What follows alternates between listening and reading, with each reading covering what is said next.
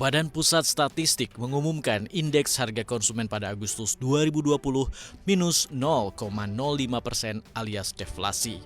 Perkembangan harga berbagai komoditas pada Agustus secara umum menunjukkan penurunan. Secara statistik, deflasi sudah 2 kali berturut-turut terjadi.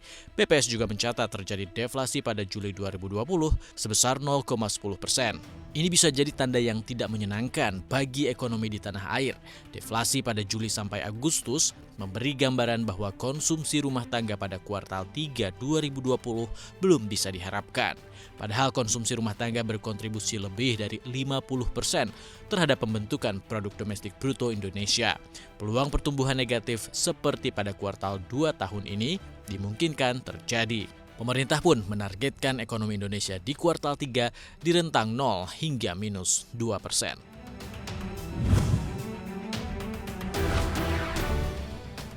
Setelah berbulan-bulan bergulat dengan corona, akhirnya aktivitas manufaktur Indonesia memasuki zona ekspansi. IHS Markit melaporkan Purchasing Managers Index atau PMI Manufaktur Indonesia periode Agustus 2020 berada di 50,8, naik dibandingkan bulan sebelumnya yang sebesar 46,9. PMI Manufaktur Indonesia naik di atas ambang netral 50 untuk kali pertama sejak Februari. Data PMI rata-rata 48,8 sejauh ini untuk triwulan ketiga mengisyaratkan gambaran manufaktur yang jauh lebih baik jika dibandingkan dengan triwulan kedua. Pendorong kenaikan angka PMI pada Agustus adalah pertumbuhan volume produksi maupun arus masuk pesanan baru karena pelonggaran pembatasan sosial berskala besar. Untuk kali pertama sejak Februari, perusahaan manufaktur Indonesia melaporkan perbaikan kondisi bisnis pada Agustus. Permintaan juga menunjukkan tanda-tanda kebangkitan, membantu mengurangi laju kehilangan pekerjaan, serta kepercayaan bisnis meningkat sejak Juli lalu.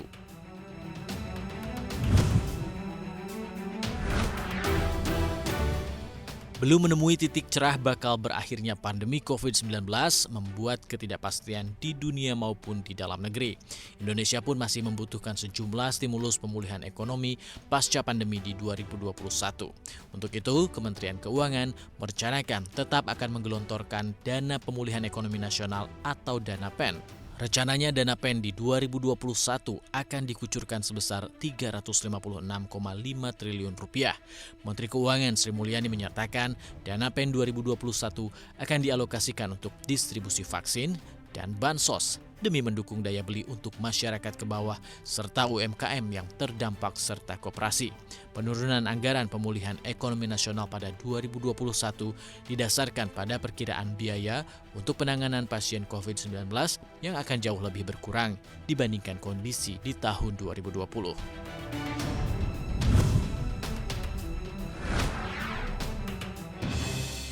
Pemerintah kembali memberikan hujan stimulus untuk meredam dampak pandemi COVID-19.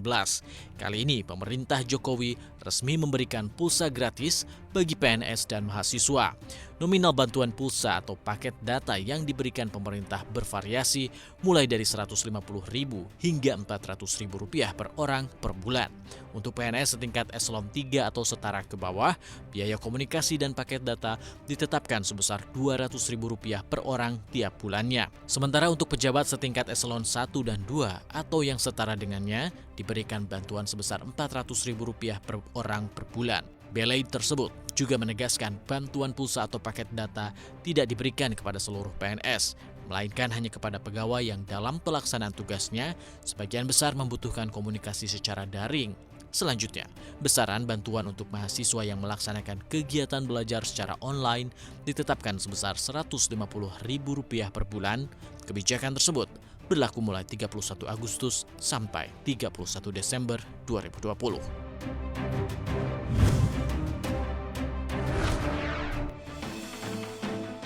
Ekonomi negeri Bollywood harus terkapar karena corona. Pertumbuhan ekonomi India di kuartal 2 2020 terkontraksi 23,9% karena kebijakan lockdown.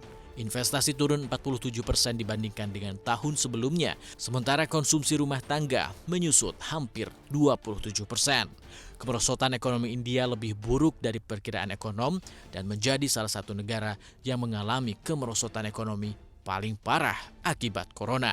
Puncak kejayaan ekonomi India terjadi pada 2010, namun selepas itu pertumbuhan ekonomi India terus melambat hingga mencapai dasar pada kuartal 2 2020. Pemerintahan Perdana Menteri Narendra Modi mengambil langkah ekstrim, yaitu kebijakan lockdown untuk membendung penyebaran corona. Namun di beberapa tempat telah dilakukan relaksasi, terkecuali zona yang masih menyumbang kasus positif di India. India telah mencatatkan hampir 3,7 juta kasus virus corona dan sebanyak 65.500 orang meninggal dunia akibat virus tersebut.